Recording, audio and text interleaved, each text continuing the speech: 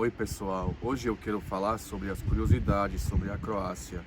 A Croácia virou um país independente no ano 1991, depois de uma guerra para a independência. Mas a história da Croácia é muito longa. Existia o Reino da Croácia no século X até o século XII, quando a Croácia entrou na União com a Hungria e depois com a Áustria. Isso era conhecido como o Império Austro-Húngaro. Depois disso, a Croácia entrou na Iugoslávia e se dissolveu nos anos 90. 86,3% dos croatas são católicos. O processo de cristianização começou no século VII e terminou no século IX. A série Game of Thrones foi filmada na cidade de Dubrovnik. No idioma croata, a Croácia se chama Hrvatska.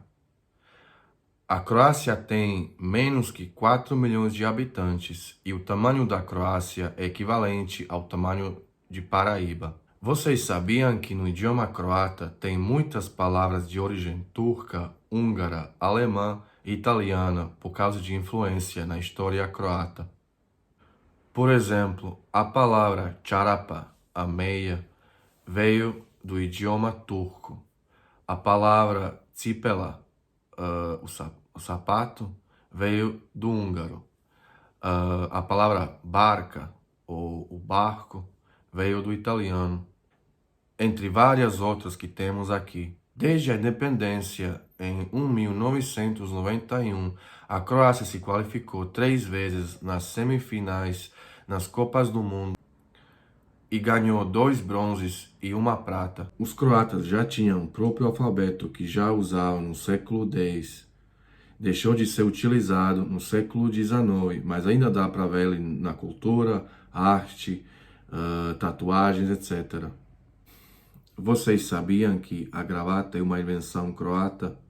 Durante a Guerra dos 30 anos na França, os soldados croatas surgiram usando esse adereço e os franceses aderiram. A palavra cravate é uma derivação de palavra croate, que significa croata em francês.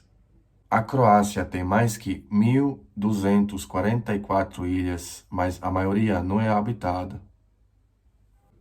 Espero que vocês tenham gostado. Escrevam nos comentários o que mais vocês querem saber sobre a Croácia. E obrigado por assistir. Tchau.